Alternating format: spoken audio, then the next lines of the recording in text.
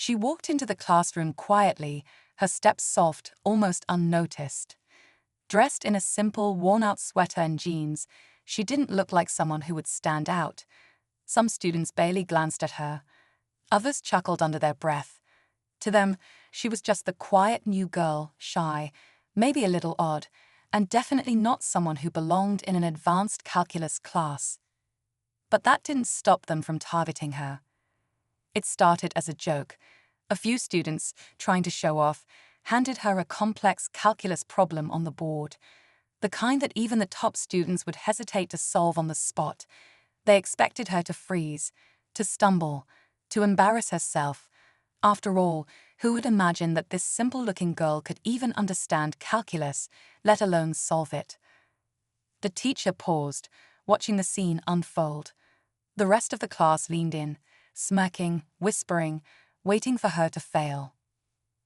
But something changed the moment she picked up the chalk. Her hand, calm and steady, moved with surprising confidence. Her eyes scanned the problem, once, then again, and then she began writing. Not hesitating, not second-guessing, just pure focus. Every line she drew, every step she took toward the answer, started to pour the room into silence. Whispers turned to wide-eyed stares. Even the ones who set her up now looked confused, then amazed. But just when it seemed she might finish, just when the final step was within reach, she stopped. She turned around, looked at the class, and asked a question that left everyone stunned, changing the way they saw her forever. What did she say? And who is this girl really? Let's rewind and find out how everything led to this one unforgettable moment. Her voice was soft but clear. "Why did you assume I couldn't solve it?" she asked. No one answered. The room was frozen. The students who had mocked her earlier shifted uncomfortably in their seats. The teacher raised an eyebrow, clearly curious now. But before anyone could speak, she turned back to the board and erased the last few steps, as if she hadn't just shocked the entire class. To understand this moment, we need to go back a few days. Her name is Alina.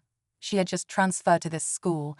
No one knew much about her, only that she came from a small town and lived with her grandmother. She didn't talk much in class. She sat in the back, always with a small notebook that she scribbled in during breaks. Some thought she was just doodling. Others didn't care enough to ask. In a school full of competition, reputations mattered. Top students were admired, and showing weakness, even once, was enough to lose respect. So when Alina entered the advanced calculus class, people noticed, but not in a kind way. Rumors spread quickly. "She probably got in by mistake," someone whispered. "She looks like she belongs in basic math," said another. But there was one thing no one knew. Alina had grown up surrounded by numbers.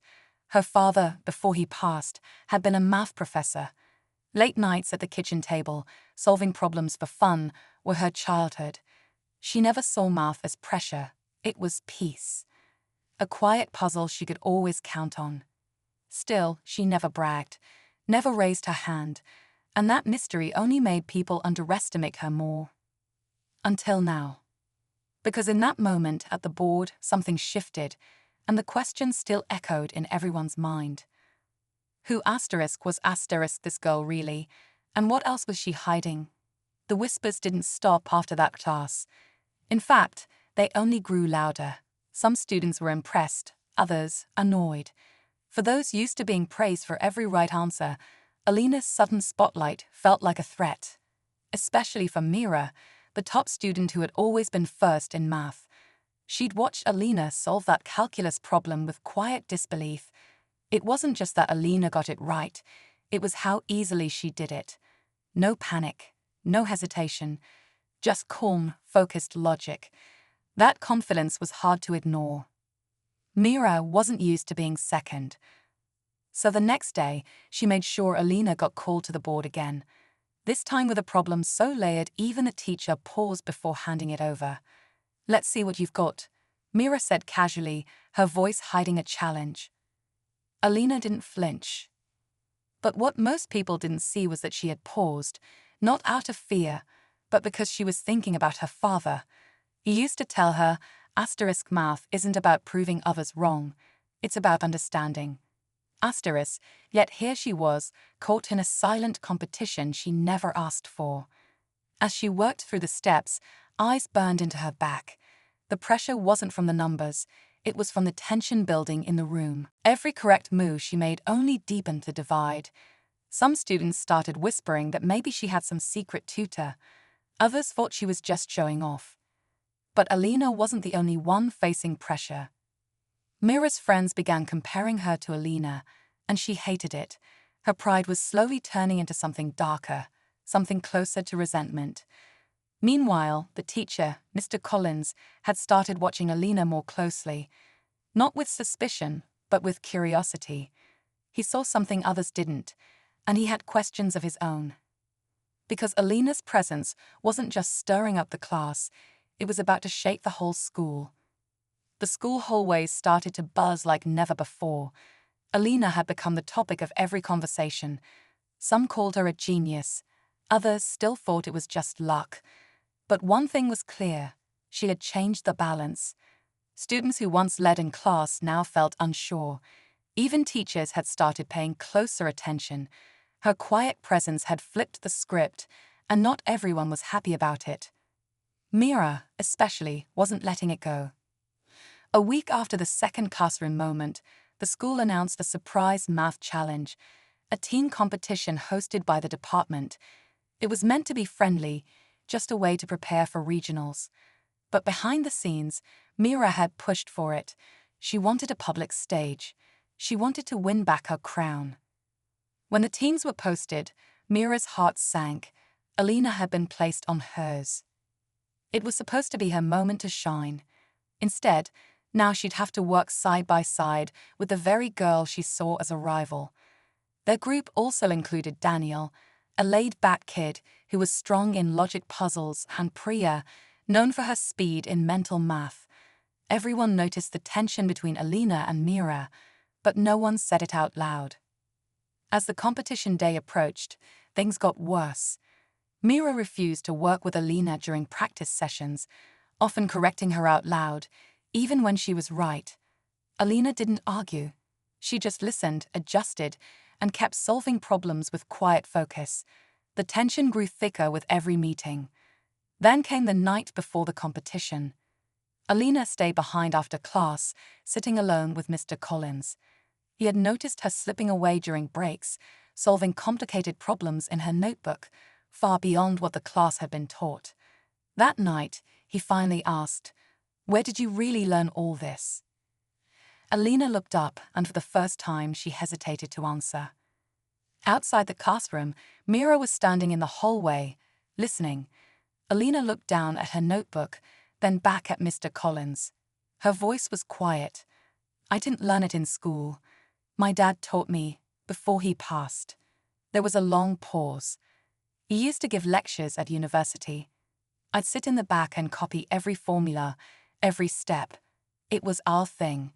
He said I understood numbers the way some people understand music. Mr. Collins didn't speak right away. He just nodded slowly, like something was finally making sense. "You know," he said gently, "what you're doing, it's beyond the level of most students here. You could do something big with this." But before Alina could reply, the sound of hurried footsteps echoed down the hall. Mira had already left. Or at least, that's what Alina thought. That night, everything changed. The next morning, right before the competition, a rumor exploded through the school like wildfire.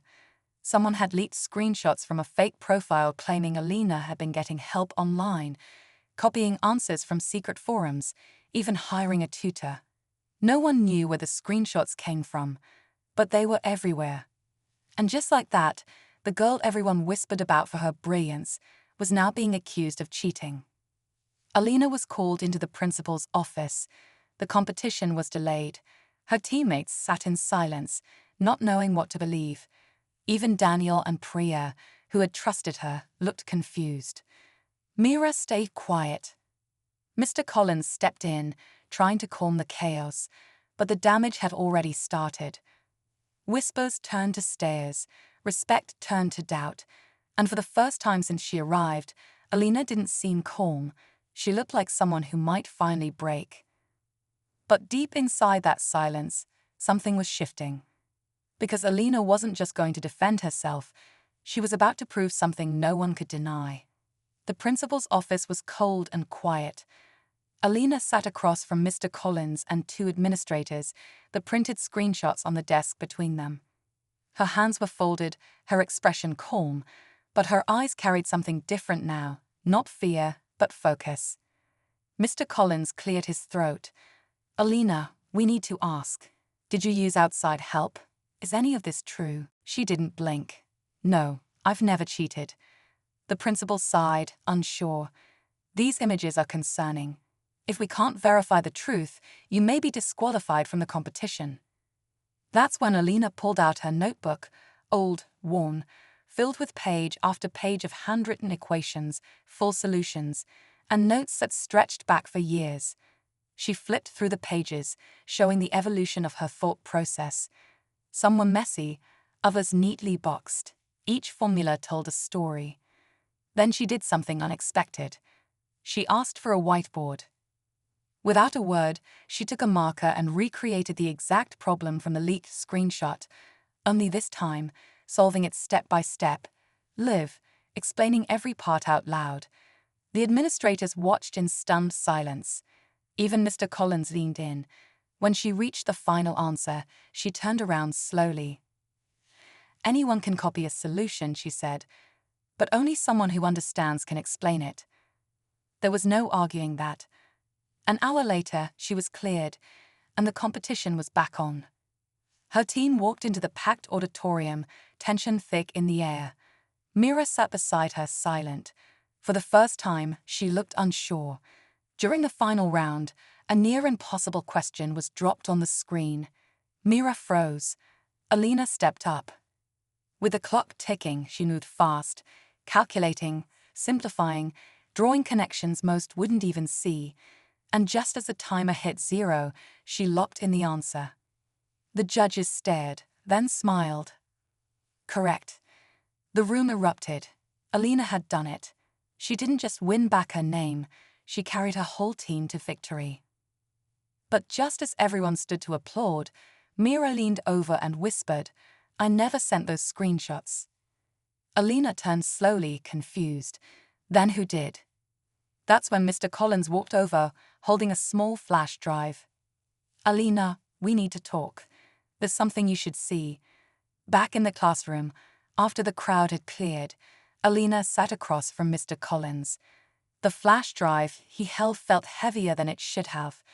He plugged it in and pulled up a screen, logs from the school's Wi-Fi system. It showed where the fake screenshots came from. Not an outsider, not Mira. It was someone Alina barely even remembered. Zach, a quiet student who often sat near the back of the room. Turns out, he'd overheard whispers, seen the attention Alina was getting, and made a cruel choice to stir things up. Jealousy can hide in the most unexpected places.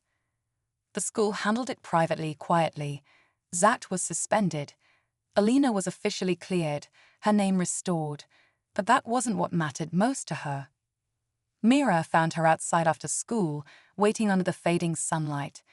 She didn't apologize with words, just a quiet look and a soft, "You were never trying to compete, were you?" Alina shook her head. "I was just doing what I love." From that day on, the tension faded. People stopped whispering when she walked by. Some even came to her for help. She didn't change who she was, still quiet, still simple, but people began to see her differently. The story of the girl who looked ordinary but solved impossible calculus problems became more than a rumor. It became a reminder. That brilliance doesn't always shout. Sometimes it whispers. And in a world quick to judge based on appearances, Alina reminded everyone that genius doesn't need to fit a mold.